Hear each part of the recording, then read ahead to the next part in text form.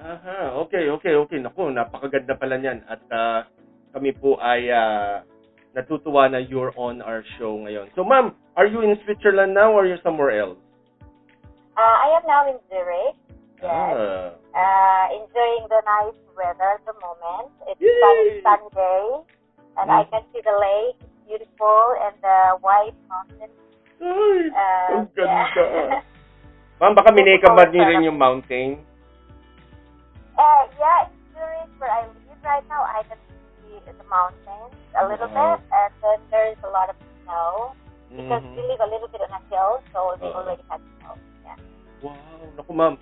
Mga kaibigan doon po sa mga hindi pa nakakapunta sa Switzerland, ito po ang masasabi ko sa inyo. It's one of the best, beautiful, photogenic, Instagrammable countries in the entire world. Exactly. Safe. Yes, safe pa. Medyo mahal yata dyan ang bilihin or something. I think it's similar to Norway and Sweden, to the prices. It's not really that expensive if you live also in an expensive culture, but if you live like in Germany, in Euro cities, then it's expensive to them to go to Switzerland. Yeah. Okay. So, ibig sabihin lang po, translation po doon sa mga ating mga kababayan po, mahal po doon. Yes, mahal po dito sa amin. Hindi po, mas lang. Mahal ang transportation. Yes. That's really something that you really have to invest so much money when you come to visit here kasi ang mahal talaga ng mga business. Yes, ma'am. Ako, let's say for example, ano ba pwede natin sabihin? Ano ba? Ang isang pizza dyan na pinakamura ay 15 cents. which is $15. mga magkano? $15. Ay, naku, busog pa ako. Busog pa. Wala akong In Germany, you can have it for $5 or $7 at euro. So Yeah. you think of it, it's a double price. Oo nga. So when you order like a meal from McDonald's, also like around 10 francs to 15 francs. It depends what you want to get for a burger. Aha. If you want to have a double burger or something like, I do order sometimes cheeseburger, the small one, Oo. and then French fries and a cola, and it costs me 10.30. Hindi, busog pa ako, ma'am. Busog pa. Thank you for asking. So mahal talaga. I'm a fan of McDonald's. Ay, naku, ako rin po, kaibigan ko rin po yung si Ronald na yan kahit medyo minsan mahal siya or something. Pero, again, ma'am, naku, tao dito, pag-usapan naman natin, ma'am, if we may ask kung yung sa tungkol sa trabaho niyo, pwede ba namin konti magtanong? Sure. Okay. Huwag kayong magagalit, ha? So, ma'am, ano ba bagay na blush on sa mukha ko? Ay, hindi ba? Wala bang... Actually, there is no characteristic with skin type yet. But there is one thing that I've learned in this 15 years of the industry. In the industry is that peach and slightly pink is something that makes your skin fresh. Like for the warm skin from like the Asian, like the Filipinos, Malaysian, Indonesian, those who are olive skin, or the Brazilian, we do have olive skin, so it's really suitable to have this little bit of apricot, peachy kind of coral kind of colors for us, the blossom, because it's a warm tone and it fits to our skin type, you know. Okay. But for the pale, the Caucasian skin type, it's good to have some little bit of slightly pink. It's like they call them rosé, and it makes the skin more like alive, like fresh. So some of the blonde-haired people didn't like it because it looks like Barbie. But you have to how do you call it? Compromise it with the lipstick that you don't use pink ones in the lips, then it doesn't look like a Barbie, you know. So you can just have like a little bit of lip gloss, a slight nude lip, and then the skin is refreshed. So, ang tawag dito, doon sa mga nakakaintindi doon sa sinabi niya, kasi parang ibang lingwahe na naman yung sinasabi niya. So, doon sa mga girls na usually ang gumagamit niyan, sa tingin ko naintindihan niyo naman yung sinasabi niya. So, ang pagkakaintindi ko, kami daw mga mapuputi at saka yung mga mistisuhin, pink, saka may lip gloss daw na sinasabi. Slightly pink, yeah, slightly pink. It's not really true pink. Like, it's like a pastel color. It's really like powder pink. So, when you use that one, it makes your skin more like fresh lumalabas ka sa cold weather, sa snow. And then when you go inside, you get this natural rosy stick. That's it. Yeah. That should be the purpose of the blush. Yun. Alam mo, Stephanie, hindi ko yan na-experience yung mag-blush before eh. Kasi alam mo naman, medyo kasi tayo, ginarasyahan tayo ng saksakan ng daming melanin nung araw. So, salamat sa putla ng araw dito, tsaka hindi masyado matindi sikat ng araw dito. So, medyo bumalik ako sa aking natural complexion. Wow. Joke lang po yun, mga kaibigan. Pero, Ma'am Stephanie, galito ba yan? Yung, tama ba yung pagkakaintindi ko na pwede naman na i-rewind ng mga kaibigan natin to yung mga pinayo mo kanina na ganyan. Yung ba mga binanggit mo na mga things na pangkulay sa mga Asian skin katulad nun sa Pilipino, medyo kailangan ba palagi mahal yan? No, it doesn't need to. It doesn't. You really have to try it on your skin and see if the textures are parang nagsusuitable sa skin mo. Kasi most of the kahit yung mga products which is very cheap, yung mga mamurahin, it works. It doesn't need to be designers, you know. Okay. Of course, you go on the designers to have a better quality. So parang, because there's a lot of history about makeup. Like, if you go to the cheap brands, there are some, they call it massive production, you know. So when you go into massive production, they don't really take care of the background and the history, where they get the colors, where they get, or who are the people working on it, or child labor or whatsoever. But when you go into the biggest brands, which is like couture brands, like Dior, Estée Lauder, they take care of that because they protect their brand. You know? So it's not only about buying the logo, but it's also buying the quality. Totoo yan. So makikita mo yung difference. It's kind of expensive, but you have to realize also that there is a lot of history behind it. So they protect the people, they protect the companies they are working for, So they protect the brand. So they have to release the product which has a better quality. So they cannot just produce something that it goes to the market and then suddenly it doesn't work out, it will damage the brand, So you need to you can still buy a cheap product as long as you see it's good for you, it suits your skin. Why not? I'm not against it. I mean, I do have a lot of products as well which is not branded. Like I go to the local drugstore as well to buy some stuff. So I don't really have all the time branded stuff. I use branded stuff for my bride because they pay you a lot of money, so they wanted to have something in return, That's why you use this kind of brand. But sometimes I even myself, I'm a fan of Sephora and stuff, so I don't really go into the branded stuff of Sephora, but I go to the real Sephora product. So I use some Sephora products as well. So it's not really like you have to spend so much money to put in your skin. No, but I do spend a lot of money for the cream. For the moisturizing, the maintenance of your skin, I really go into good quality. Because the maintenance is something, when you do the makeup, it's not the makeup that looks you better. It is how you treat your skin. When you prepare your skin well, then you have your makeup. Make your makeup look better. It doesn't matter how much is the price of your makeup. As long as your skin is perfectly well treated, then you will see the result of it.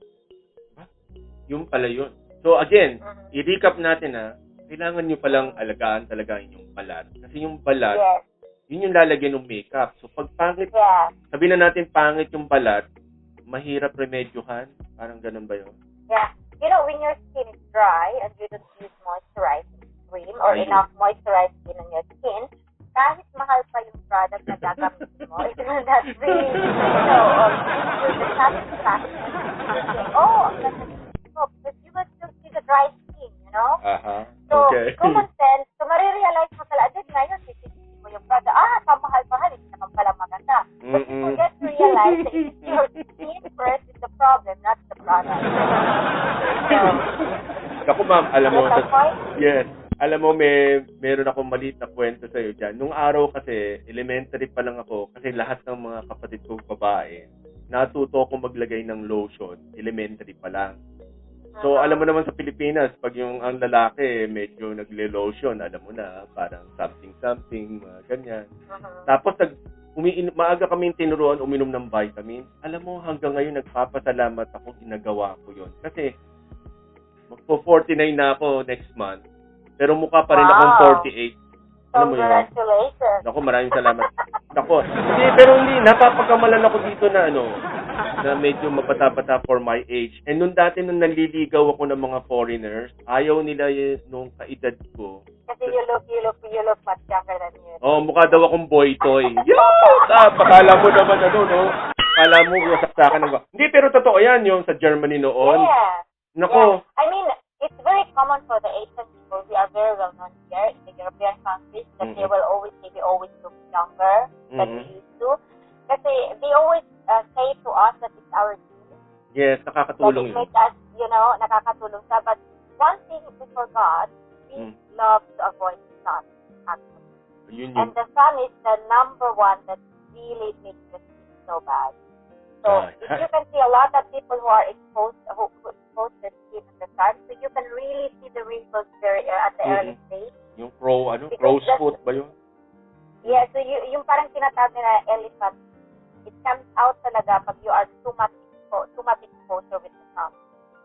And when you don't take care of your skin, like you don't use sun protection, or you really moisturize it, then you will really see na if the skin age easy or faster than you thought. So we Asian, we don't like to eat the sun. We don't like sun exposure. Yeah. But I must say, takot tayo sa araw. And I must say, I love the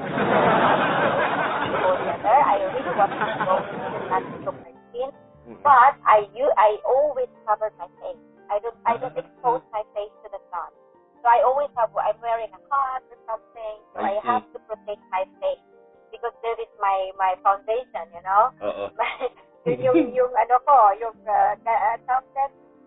fundament ng brochure ng business ko. So I really have to have a good skin, So I can expose my body to the sun, but my skin, my face has to be protected. So I really use a lot of sun protection. I spend so much money for that. I do not care about the price anymore, but maganda yung skin ko. I have to protect that. Kung saan kahiyang, kumbaga. Yes, exactly. So mga kaibigan, ito background lang po kasi si Ma'am Stephanie kasi, pag nakita niyo yung mga pictures niya at nakita niyo yung gagamitin natin sa thumbnail niya doon sa interview na ito, mukha siyang supermodel talaga. Pero may makeup lang siya pala sa mga supermodel, hindi pa siya yung supermodel. Ma'am, hindi pa kayo na-pirate no na mag-model na lang kaysa sa mag-makeup?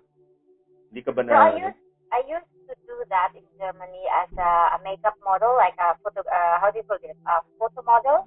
Photo model. Kasi I'm not tall, no? So I'm just a normal Asian size. So yung height ko is like 5'7". So normal lang talaga. Or 5'6". Uy, mataas na yun. No. What is the, I don't know about the... Hindi sa CM. I mean, ano ba yung CM? Yeah, I am 166. Oh, yung 166. Mataas na yata yung para sa Pilipina yata. Yeah, so 166. So parang sabi ko, I'm not that tall para maging model. Pero ginagamit nila ako lagi dati for photo shoots. Ginagamit nila ako for portraits and stuff. So there I learned that stuff. I learned how kasi now I do photography as well. I do photographs on my own models. Wow. So I kind of learned from it. Yun yung naging basic background so na I know how to pose myself on the camera. I know how to play for it. So I am giving advices to all my models when I do pictures to them. Okay. So yun yung parang naging inspiration ko. But then I realized that photo shooting is not about only taking a picture. It's about how you portray yourself. You have to be chameleon.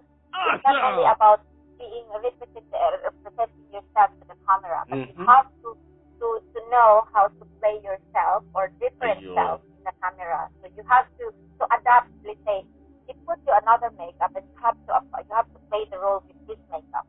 You cannot be yourself on the camera. So this is something. It's not only photographs. There are creativity behind it, and that's why the job that I do is makeup artist not only about makeup. It's about creative art. You don't stop there by applying makeup on your model. You have to create a story about this person and create a story of the picture. Because a model is not enough. You have to bring her how do you call it, the maximum of her out of the picture, you know. Kita nyo nga? Hindi lang ho talaga kailangan yung enough na yung pinanganak kayong maganda. No. Hindi pa pala. There are a lot of beautiful women, but they are not beautiful.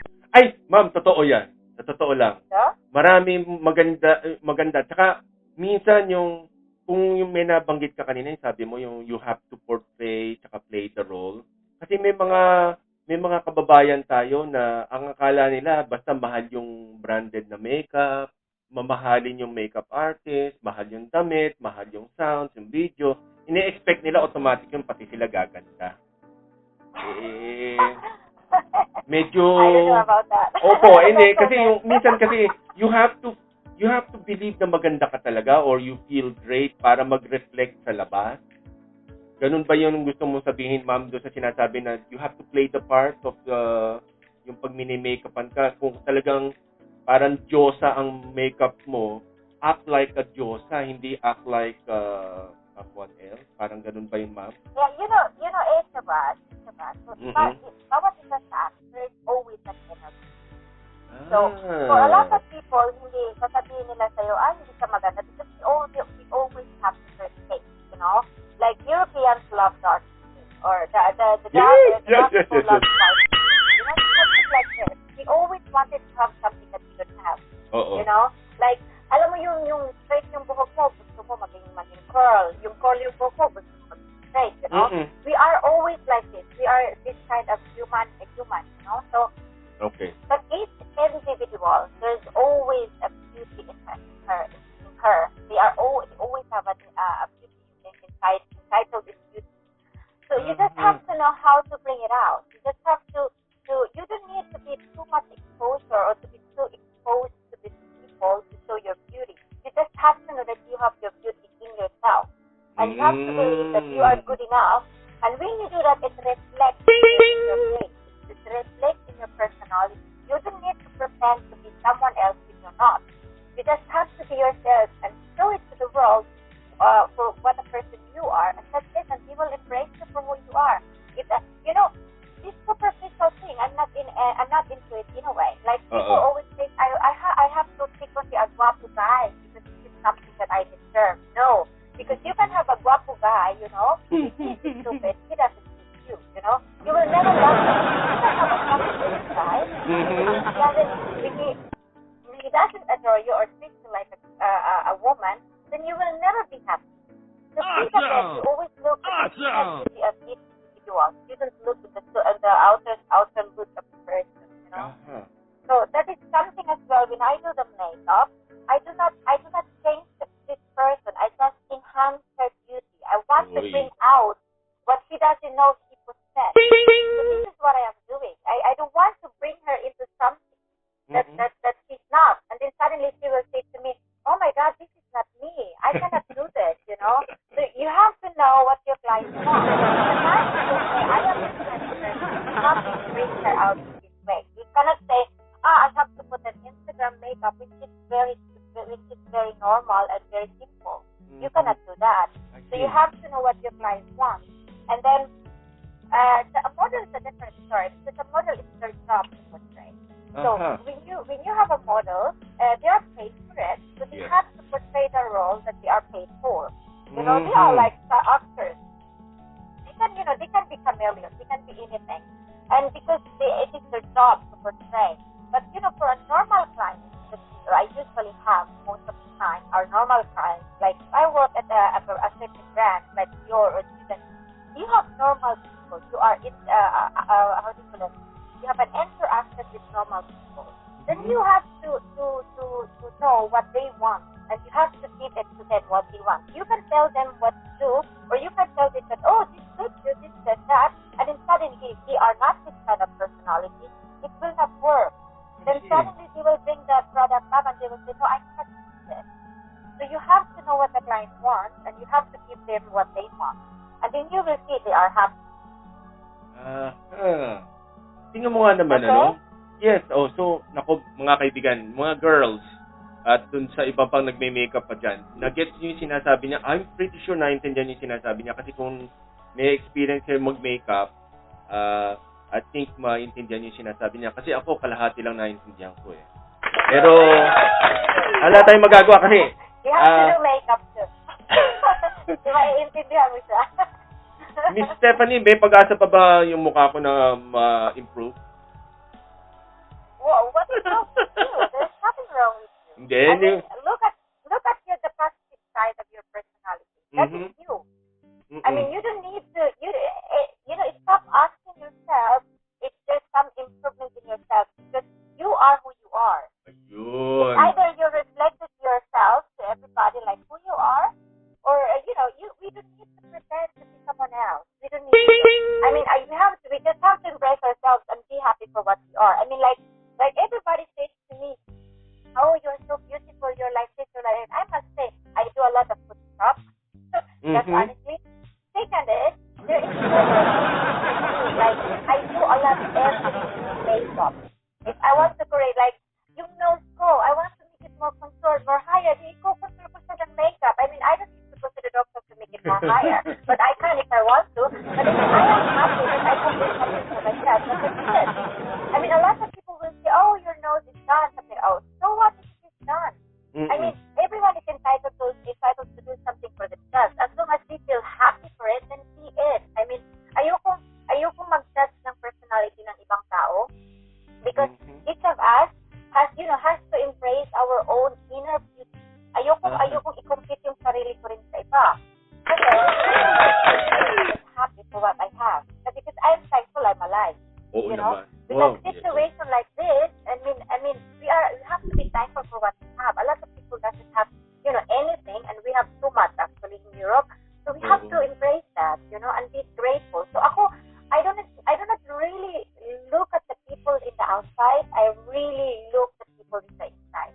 I mean, I've been through a lot of people. Trusting people is something that is difficult.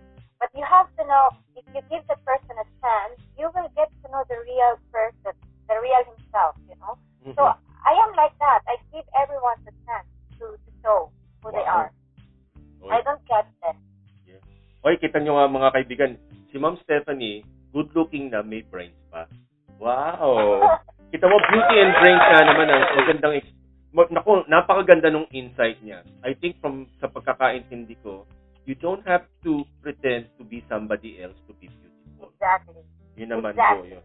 So, you have to embrace yourself and say yourself you are beautiful. Kasi, as I said in my website, if you didn't manage to read it in my website, yeah, lalagay natin yan yung link. Yes, lalagay po natin. If you go to my website, there is a story in there that I said, a lot of people are afraid to use makeup because of the thing called fakeness. But what they don't know about is that makeup has already improved every year. They always enhance the product every year. The quality has changed so much. There's so little less toxic anymore in the makeup. What people don't understand is that there are already vitamins in the makeup inside, and there are already moisturizer in the foundation itself, something like this. Wow. And then what people don't realize is that we eat a lot of stuff in our body, but the biggest organ in our body is the skin. Yes, that's true. And then the skin are the last one that receives all the vitamins that we do have in intake, So yun yung pinaka-last talaga na nakakakuha. So we have a large part organ in our body, which is our skin, but we have too less to protect it. So the industry, the cosmetic industry, decided to put something to help a little bit, So they do a lot. They put now vitamin C, omega-3 in all of the creams and serums and stuff, I don't need to mention all the brands, but you can go and research and you will see it's not only toxic, there are really good things in that product. So when you do that, you will realize that you just have to know how to protect your skin. You just have to know what to use, or you're not overdoing it. And when you're not overdoing it, you will realize that it's a simple tone. The makeup is a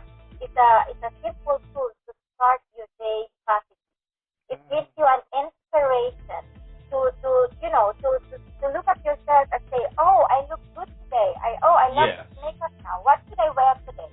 It gives you an inspiration what kind of outfit you want to wear in a day. So it's not always the negative side of the makeup. Of course, I respect the people who are vegans, who are against, testing animals. But a lot of makeup industries right now, they don't test anymore in animals. They test in humans. So they give it is a long process to produce a product and release it to the world. It takes years because they studied it, and then they let people use it. I mean, I always receive your product secretively. Like, they are not even in a real package. They will send it to me to test it, and they will ask me for my feedback. how do you call it? For my feedback, and I have to send it to Paris to give them the feedback that I've learned from this product. And before they release it, they will collect all those information from those testers, from those people who tested the product. So I know there's a lot of internet still reports that states that, when you write something that it stays longer than you can imagine. Yes. So there are still, you can't really delete it. Awesome. There are still people who can read that, this company is using animal test field, da da da da. But in the new information right now, it's impossible already, because actually it's already forbidden. I mean, it's forbidden to use animals actually. So I don't think the largest company will do that if they know that the competition is huge and other companies are not doing it. I don't think they will still do it. Oh, no. So it's just a common sense, a common thinking of me. It's my own opinion that I must say. I think larger companies they don't do that anymore. I must say, in my own opinion. And then as I experienced as well, because I tested so many products already that are really not even in the real packaging. There's no name. I have to receive it and I have to give my feedback. So I know that they don't test anymore with animals. So what I am trying to say is that makeup is not something that is bad for us. Makeup is a tool that you can use to inspire or to begin your day, to start your day, and inspire yourself to get out the street and say it to yourself, wow, I look good today, I feel confident today, I will have a positive day today or productive day today. Things like this. You have to think about that. Wow. Kita nyo nga, mahahalata nyo na si Ma'am Stephanie talagang matagal na niya nag-iisip niya.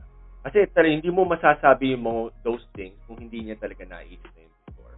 Tsaka yung alam na niya. Tsaka yung, alam niyo po, it's a privilege po at pinagkakatiwalaan ka. Kung ikaw yung sa mga major brands, pinadadala ka nung sabihin na natin mga beta products na ganyan para makakuha ng feedback. Isipin niyo yung isang Pilipina, yung pala mga binibili niyo yung mga makeup dyan kung saan-saan. Lalo na yung mga brands na binanggit po ni Ma'am Stephanie, makikita niyo yung iba pala noon may feedback ng isang Pilipina. So, di ba, napakaganda po, no? Maganda po yan. We are really very proud of Miss Stephanie po talaga sa totoo lang. Miss Stephanie, ask ko lang sa'yo, do you have any experience dun sa pagme-makeup sa lalaki?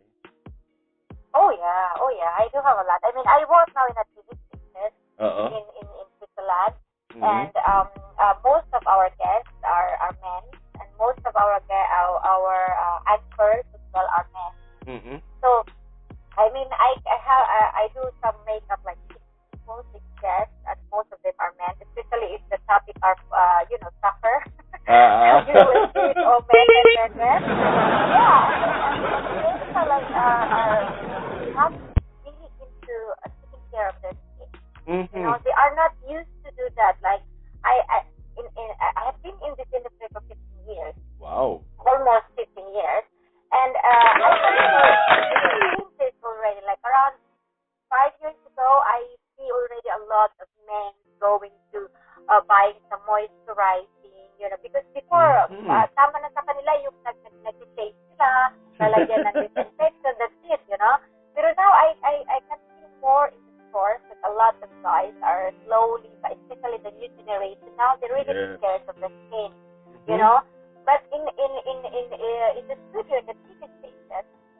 with a completely different field, but I know.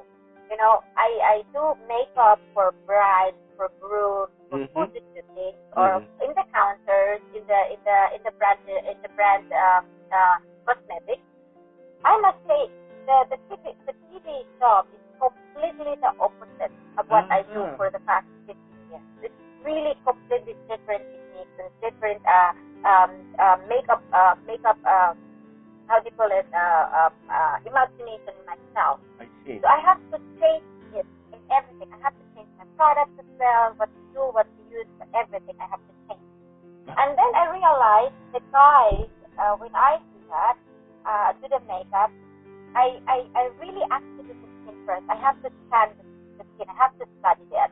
And I have to put a lot of moisturizing before I can do the makeup and before they look good on the TV. Wow. Hindi lang pala. In TV, Yeah. TV you see every particle.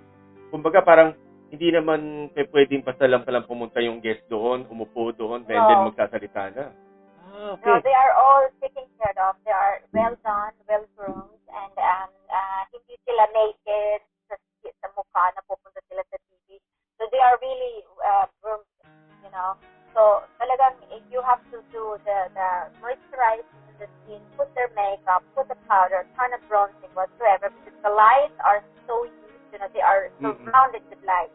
It's like the whole round of the studio is full of light. So it gives so much color. It makes so much color. So you really have like, when you do their makeup, they cannot go out with it. Like they look too dark and people. So because if you don't put a lot of dark tones in the skin, they will look so pale with the skin. But it depends as well. It depends as well what kind of the background you are, what kind of studio it is. A post, a blue studio or a green studio. It's always a different makeup. Not the same. Okay, kita nyo, ang dami natin natututunan kay Ma'am Stephanie, sa totoo lang. Naku, wow. Pati pala sa lalaki ngayon. Ma'am, tao dito, so, bukod sa moisturizing, sa lalaki ba, may mga mumurahin lang pang, ano ba tawag dun sa, makeup rin ba ang term pag yung sa lalaki rin? I mean, any guy can use a concealer now. Any guy can use black powder, like a mineral powder. Very thick. You don't see that in the skin. It removes only the greasiness in the skin. Wait. You know, everyone can do that. I mean, here in Europe, we are so liberated. We are so modern and open. I mean, nobody cares to wear makeup on this clothes. Nobody cares at all, you know? I mean, I know that in different countries, they are mostly a little conservative. But I mean, here in Europe, you can experiment yourself. Nobody cares. Really, people will not look. I mean, I saw in Zurich a lot of older women, you know, how to put skirt. Tapos naka-high heels, replace magpapalipstick, magpapamascara pa sa atin sa counter. I mean, it's common for us here. I mean, we don't. I mean, if you want to wear like that, that's it. It's their, you know, their prerogative. Hindi big deal. Why not? Awesome. So we're happy if we will put the mascara, we will put the, you know, the lipstick. Even they are guys, you know. Wow. So, no problem. But I think the normal generation right now, most of them, they will use a little bit. They use already now creams, a little bit of eye creams, and a little bit of concealer under the eyes. And I saw also already a lot of people use lip balm, you know, to moisturize the lips. Ay, gumagamit ako niyan. I mean, it's not forbidden. Hindi kasi... I mean, it looks nice. It looks nice. Man, you look clean. Saka yung tawag dito, ano na rin sabihin na natin na to keep yourself much more healthier. Kasi sabi nyo nga po, Ma'am Stephanie, your skin, isa sa mga huli nakakatanggap ng vitamins. So, might as well tulungan nyo na. Kasi, totoo yun, sinabi ni Ma'am Stephanie, na kailangan ninyong alagaan yung skin niyo. Kasi isa yan sa mga tawagan na natin puhunan sa inyong career, sa hanap buhay. Kasi, nakakatulong. Although sabihin na natin hindi kailangan, baka mamaya sa mga pilosopo dyan, sasabihin na naman ay na pinopromote namin dito yung shallow, kailangan nyo maging maganda. Hindi po kailangan nyo maging maganda. You just need to be yourself. At yung mga pinapayo ni Ma'am Stephanie, sa pagkakaintindi ko lang po, is kumbaga i-extend nyo lang yung pinakamagandang version siguro ng yourself. Physically, yung mga skin, wag sana agad mag-wrinkle, tumanda, or whatsoever, yung mga sabihin mo ng imperfection pa pwedeng tawag natin doon. At kasi nakakatulong po yan. Kasi ako, sa totoo lang po, malaking tulong sa akin itong skin ko, yung pag-inom ko ng vitamin simula pa nung 8 years old, pati yung lotion from Jergens, Vaseline, ano pa ba yung mga Neutrogena, Noxima, yan po. Ginamit ko lahat yan. Salamat sa mga kapatid ko at kahit papaano medyo nakakatulong pala. Tsaka yung vitamin E, nakakatulong po pala. So, naku. Ma'am Stephanie, isa pa, ask ko lang sa'yo, no? Marami ka na bang pinaganda sa Pilipinas? No. Hindi pa. Hindi ako, pag pupunta ko ng Pilipinas, bakasyon lang. Ako, nagbabakasyon lang. I mean, Okay. I do know a lot of people in the Philippines who are in the industry. And then some of them are my friends. And tinatanong nila, kung bakit ayaw mo maging celebrity makeup artist sa Pilipinas? Bakit sila sa akin? But I don't think I am into the status.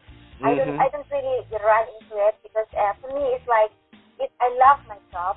I love this kind of stuff that I do. I don't run into the fame. I don't look for that.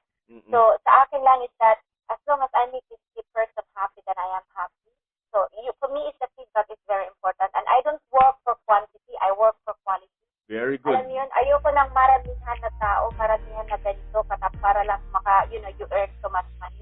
No, kasi sa akin, importante, it's better to have a less job, but quality is best. You can show the quality of your work. So yun yung hinahabol ko doon. So, hindi ako I don't know, I'm not really thinking into going to the Philippines to have a name there. Kasi contented naman ako sa job na mayroon ako dito. Naku, I'm very sure po. Naku, hindi na niya siguro kailangan itikta or explain lahat, pero may kutuba ko base doon sa mga pictures na nakikita ko sa timeline niya. Ako po kasi very fortunate na naging friend ko po si Ma'am Stephanie for quite a long time na po siya. How long? No? It's long. I think around 10. Yeah, mga 10 na po yan. Pero, like that. Yeah. I know you, nasa Milano ka pa. Yes. Salamat. Yeah. Hindi po ako stalker, wala akong binenta sa kanya, saka hindi po ako bastos na kaibigan. So, yun ang sigurado po ako doon. Ngayon ko lang siya hiningan ng favor kasi importante po kasi very rare po kasi dito sa Europe yung kalibre, kalidad, status, kumbaga professional wise, si Ma'am Stephanie po stands above the rest po. Hindi lang po ito para sa Filipino rin, kumbaga pati ho sa mga sabihin na natin yung ka-level niya ng mga European po, yung ginagawa po niya, napakalaking achievement po at very proud po kami sa kanyang ginagawa. Stephanie, do you have like a province in the Philippines or saan ka sa atin? Sa Waray Island ako sa Tacloban. I live in Burawi, which is like 2 to 3 cities away from Tacloban, something like this. Uy. Ako, batiin mo naman yung mga relatives mo doon sa Waray ba doon sa I talk to them every day. Maupay na adlaw iyong hatanan.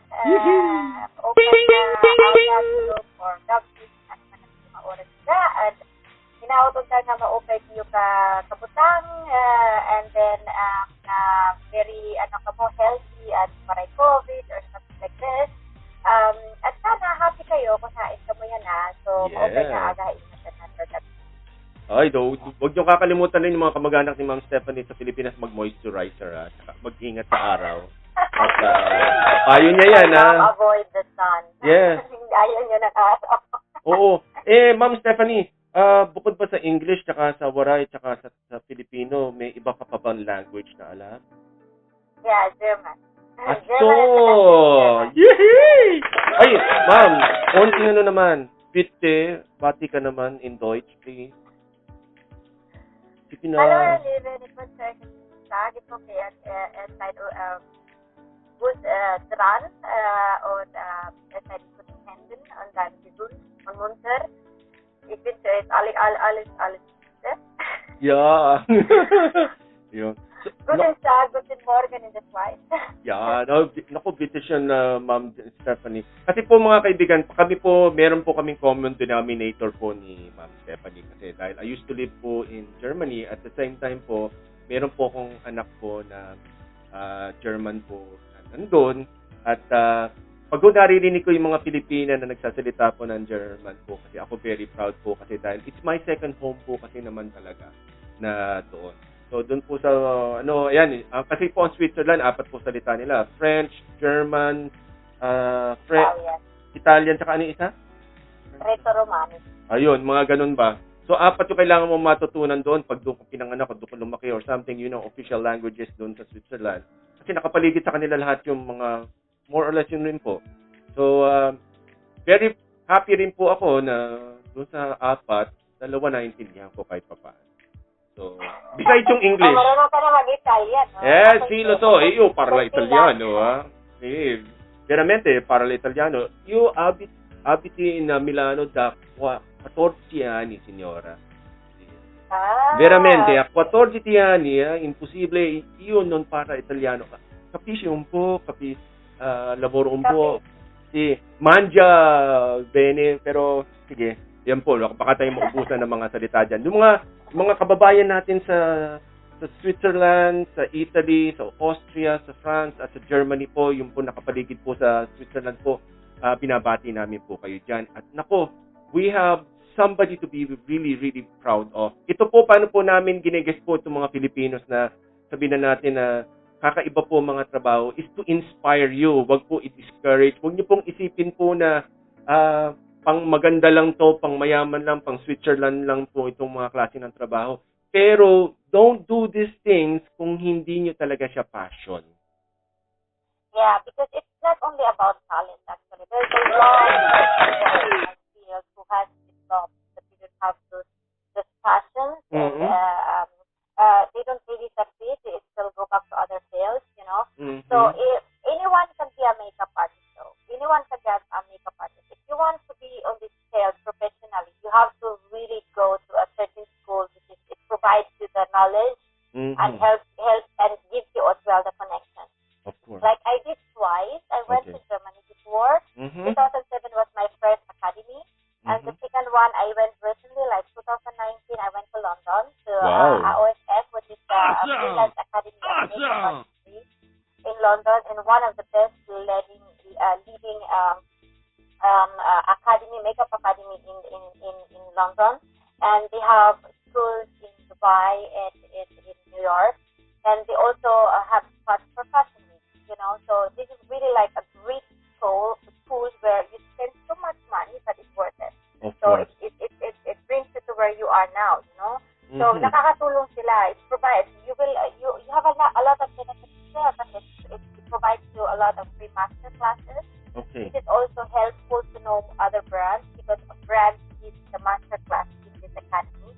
So it's really worth it to give so much money, to spend so much money for your diploma because it is your foundation to build a career, So you do not, hindi mo siya pwedeng sabihin ng, tama na to, ganito ganyan, okay na to.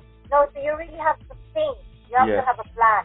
You have to have a vision. You have to have your goals. Wow. Ano ba yung gusto mo sa buhay mo? Yes. Kasi a lot of people do things sa sabihin natin. But you have to ask yourself, is this what I wanted for myself? Kasi I will tell you, when I started, I don't even know how to apply makeup for myself. I don't even wear makeup way back. So there was an inspiration behind the career that I had now is that dati yung ex-husband ko nagtatrabaho sa film industry. He was a cinematographer.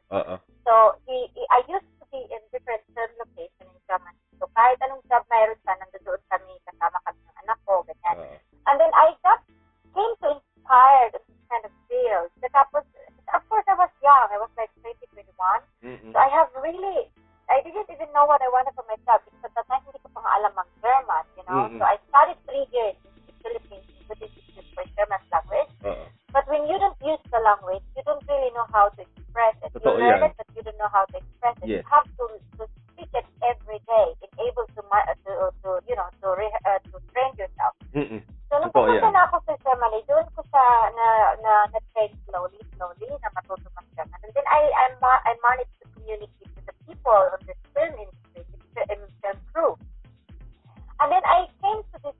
section of the masking builder, as we call them. This is the master makeup artist.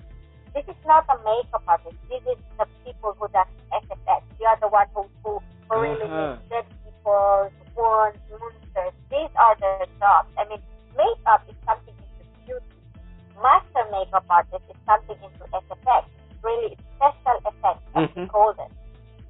It's a completely different field. So when I saw that, and I was like, oh, I really wanted to be in this field, but I'm not that kind of creative in my mind. I was young. I mean, I think like, can I do wands? Can I do cars? You know, something like that. So I came to the head makeup artist. I asked, what can I do? What kind of job is this, or how do you pull this stuff? He gave me all this information, and then straight ahead, I went to the academy in Munich to study it. So I went straight 3 months, like from Mondays to Saturdays. I have school.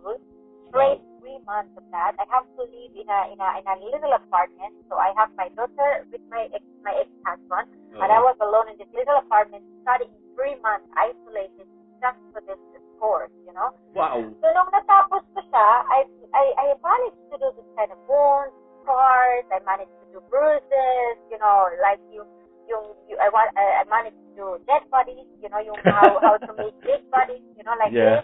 So nagawa ko yun. In doing all this makeup, you know, so talagang makeup talaga siya. I see. And then I managed to do, you know, yung kinakalbo yung, ano mo, yung itsura mo na parang kang may cancer. Things like this, I did that, you know. Maganda pala so, foundation. Nung natapos ko siya, bumalik ako doon. So I was ready to do the job. And then, you know, when you are in the film industry, they have contracts. So you cannot just, you know, hire someone when they are not belonging to the contract. So you have to wait for the next project. So in the film industry, it's always like, the expectation is not always like constant. So sometimes you have a job, sometimes you don't have a job, you know? So I was waiting for the roles to come, you know, for the job to come. And then I got an offer to do a musical. It was in a theater. So a completely different world again. But since I had these 3 months courses, which I learned from basic to wave, to black and white, to Renaissance, to travesty, you know, to drag queens, and then suddenly the special effects. And then I said, oh, why not? I can do the theater as well. Oh, wow. So I did the theater job for around 3 years, I guess. And then after 3 years, I got some jobs like, you know, to do a little movie stuff. So those I assisted, and that's how my experience came in. And then when you do this kind of job, it's not constant money, you know, because of course. it's like 3, 4, 6 months, something like that, and it's done. So what I did was that I went to the counter. I said, oh, I wanna earn so much money. Like I wanna earn money, you know. So yun, nag-apply na ako sa counter. So, and then I realized the counter is the best school you could ever have. Kasi kahit nag-aral ka na ng physics and everything in the school, still you do not interact with the normal people, with the different problems of every person, you know. When you work in the decorative counters, doon mo ma-realize, doon mapafront ka talaga sa lahat ng problems ng tao, the sizes of their eyes, the sizes of their face. You get to know more and more into data. So I always say counter job is not a bad job. Like in other countries, they will say, okay, you are just a sales lady. It's a cheap job. It's not. It's here in Europe, this job is very much recognizable. It has a higher standard because hindi ka pwedeng mag-sales lady lang ng walang diploma. Kailangan may diploma ka. They call them Insta-Calc in sales management. So, pag wala kang diploma, hindi ka tatanggapin sa job na yan. So hindi pwede. Yes. Para bang, Ma'am Stephanie, para bang hindi porke nagtrabaho ka sa fast food, tapos lumipat ka sa department store, gusto mo agad magpunta sa makeup, hindi basta-basta pwede yun, ano? No. Okay. They will ask for your diploma. You cannot just be a sales lady with an outskill, a diploma behind it. So, it's not an easy job. Kaya, most of the way, sometimes it's very painful for us, because the people always think that you are just a sales. They don't know how hard you work for that to become that one, you know? So, yung knowledge na in-invest mo dyan, hindi nila alam yan. Kasi, in other countries, you can be anywhere a sales lady. without any diploma, you know. So Okay. dito talaga sa Europe, it's a standard. Required. They really have, yeah, it's a requirement. So, Okay. ako wala akong background ng sales management. I had a background of makeup artistry. Kaya lang ako natanggap because I got this diploma as a makeup artist. Okay, tanyo. During the time na nag-work ako sa company, doon na ako trainin nila how to sell. So matitraining ka naman, matututunan mo yan lahat-lahat. Then I managed to do also paperwork which I didn't know how it's done kasi siyempre na alam mo yan sa school. Ginagawa nila yan sa school. Dito, hindi ako nag-school dito. You know, I just had this makeup artistry diploma. But then I managed that. And then that's how I came into, you know, building my own company now and managed to do the bookkeeping. Yeah. Nung na-realize ko, kasi I have this kind of experiences. I started from scratch. And I started from zero. I had people who helped me to figure out. I didn't do it myself. Of course. Yan. Team, Yeah. May team rin yan. May team effort rin yan. Of course. Because then I said, you have to have your goal. You have to have your passion. You have to have your vision. You cannot just be a person now na tapos hindi mo alam kung saan ka papunta, saan ka tutungo yung direction mo. So you really have to have your vision. Kasi ako, hindi ko naman mararating to ngayon kung wala akong goal set in mind, you know. So alam ko talaga that I couldn't be some other thing. I couldn't be a model. I couldn't be, you know, I couldn't be a banker or something. This is the only thing I can, you know. And you do it well. I am a creative person, you know. So I have to be good in this, but I have to be good at what I do, you know. So doon ko lang sa pinokos until I got job, you know. Yeah. So, ang ganda ng storya ni Ma'am Stephanie. Sa totoo lang. So, doon po sa mga kaibigan natin, mga Filipino, kung ano man ang sexual orientation ninyo, if you're interested on something, katulad ng similar sa kanya, ang isa sa natutunan ko kay Ma'am Stephanie is that you need to be really professionally trained and qualified. Exactly. Oo. Hindi pwede yung nadadaan lang sa sipag. Sabihin na natin, meron ka sigurong natural talent na mag-makeup, pero iba pa rin yung alam niyo yung, sabihin na natin yung science and technology na nasa likuran ng mga makeup na ginagamit. So, Yeah. Yun ang kakaiba at yun ang naging advantage ni Ma'am Stephanie para siya ay mapunta where she is now. Hindi po, I mean, ano po? I'm not saying that I already reached, you know, the height. Pero papunta na tayo doon. I'm still a work in progress. Yes. I'm still continuing to learn. Mm-hmm. I mean, I am open to everything. I still learn a lot of. I mean, kahit sabihin nila na professional na ako. I mean, I teach in a makeup academy here in Switzerland. I have 2 academies where I teach as a makeup educator. But still, I do not see myself as a too much known, you know, yung parang sasabihin na alam ko lahat. Of course. Kasi Pero andung, alam ko that there are still a lot of things that I have to learn. pero ibang level na tayo, ma'am. Sabihin na natin na, kasi we need to be proud in a nice way. Dun sa, True. pag ikaw ay, kasi iba yung pinag-aralan mo at lalo na yung pinaghirapan mo talaga. Tapos, ayan, naging qualified ka na. It opens a lot of doors. Yeah. Yeah. So, naku, napakaganda. Nag-theater na siya, nagpunta pa siya, may make-upan siya, napatay-patayan lang kunwari. Tapos, ayun. Nabuhay ba yun, Ma'am Stephanie? Baka mamaya tinuluyan mo naman yun. Hindi naman. No. Okay. Kasi, I mean, I had worst scenario. Except it's just a lighter one. When I went to London, we did some zombies and monsters. You know, that's a different thing. ano yan? Sa movie yan? Sa movie na zombie? Yeah, it's a movie kind of, you know, zombies that we have to do. But we didn't do it in a movie. We do it in a college, you know, where you learn. So, but that kind of experience, I came to know it, and then I use it now for Halloween. O, kita mo? And it's a well-known, it's a how do you call it? Yung parang it's craft and I mean, it's lagi siyang tinatanong ng mga tao, can you do this? Can you do that? So zombies are very well-known in the Halloween. So if you know how to do that, you earn so much money. In the special effects field, you learn a lot. You earn a lot of money. Yeah, Miss Stephanie, may tanong ako sa iyo. Sa experience mo na, kasi binanggit mo yung yung mga fashion model, tapos yung zombie. Sa experience mo lang, ano mahirap gawin? Yung mas gawing tama ba yung term na pangit o yung magpapaganda? Ano yung, may ano ba yan? May challenge ba yan sa iyo? Ano yung mas challenging sa iyo? Yung gawing zombie o yung gawing prinsesa yung isa? Or ano? I mean, beautification is always easy. Ah. I mean, it's not a hard thing to do. I mean, it's like, you know, you are long in the field. You can have, you know, the makeup is 15 minutes done. Okay. But, you know, when it comes to aesthetics, it's a creativity.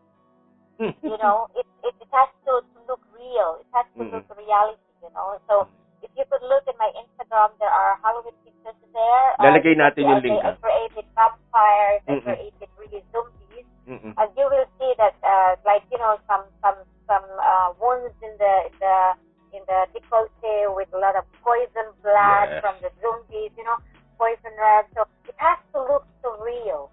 You can try it, you know. So your creative mind works more and more and more and more, you know. So that is something that I love to do. Once I do some creative stuff, I am into it. I can be like 4-6 hours in there. Ikaw pala. Do. Yan pala gusto mo Ako. Kita mo nga, it's napakagandang story, very inspiring, very uplifting, at sabihin na natin nakakaganda yung istorya ni Ma'am Stephanie. From nagiging parang kasama lang siya doon sa shooting, dahil natural ang Pilipino na mahilig mag-usisa, mahilig mag-explore, look kung saan siya nakarating. O, kita nyo? Yeah. So, siguro, kung meron kayong passion, hindi ito limited lang sa pagme-makeup or sa buhok or... No, it's for anything. Yes, that's real. oo. It has to do it.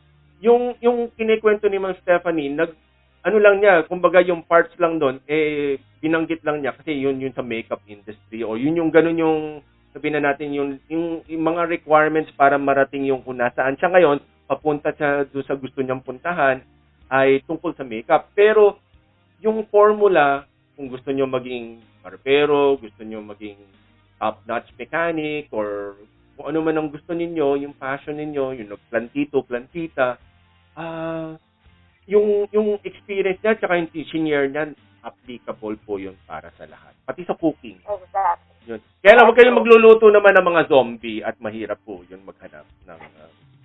Huwag nyo naman lulutuin yung magaganda kasi kukonti na lang po kami sa mundo.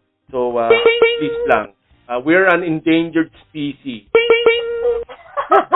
Joke lang yan, madam. Joke lang. Okay. Naku, Ma'am Stephanie, we are very, very grateful na you guested on our show. We really, really appreciate it. Naku, talaga informative at napaka-rare po na magkaroon po ng free time po si Ma'am Stephanie for this kind of thing. So, we are very grateful po sa inyong lahat.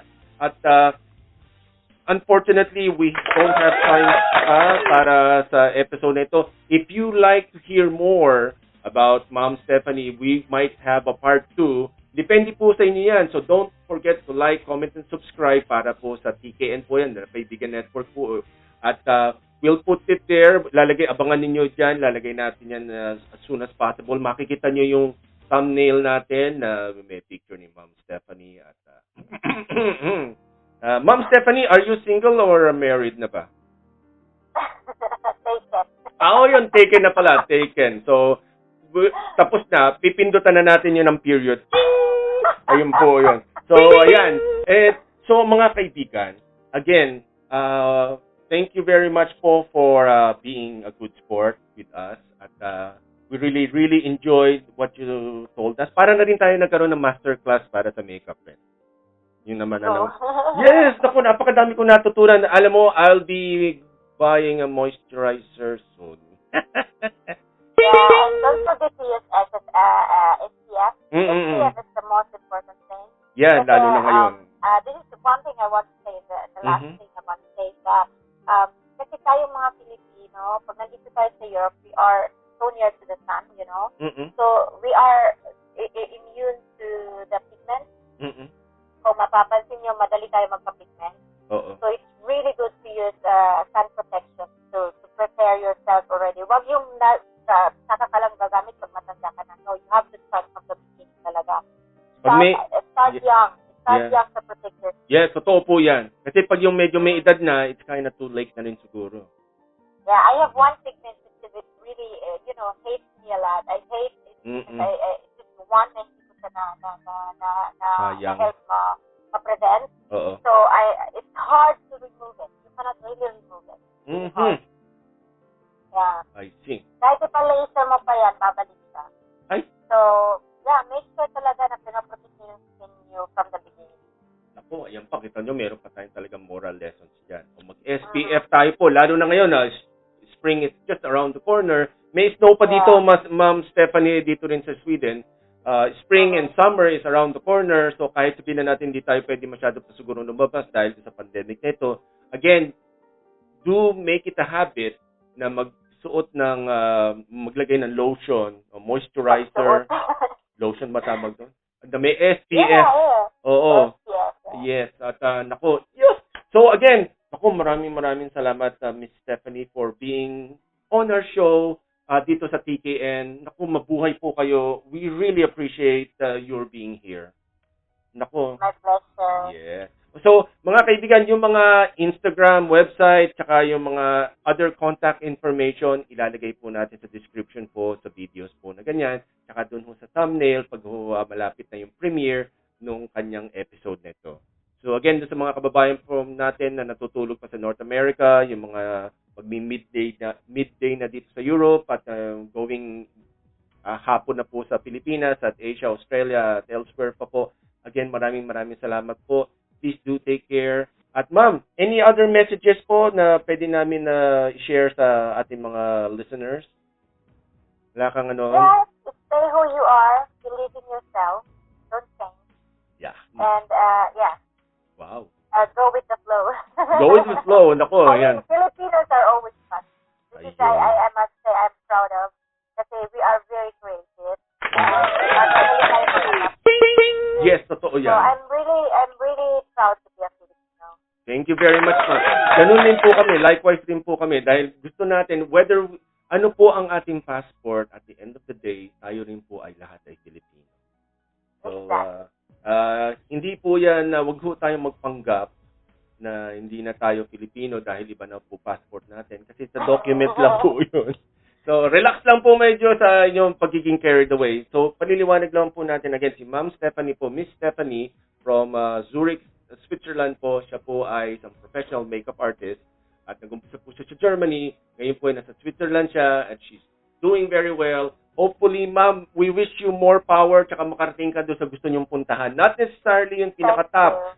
Kung ano po yung desire ng inyong heart. Yun po ang gusto namin mapuntahan ninyo. Kasi you know what's best for you. Yeah, thank you so much. Okay. Thanks for having me. Yes, nako, it's our pleasure po. Okay, again, maraming salamat po again to our guest po, Miss Stephanie po, from Switzerland po na yan. Okay, so maraming salamat po again at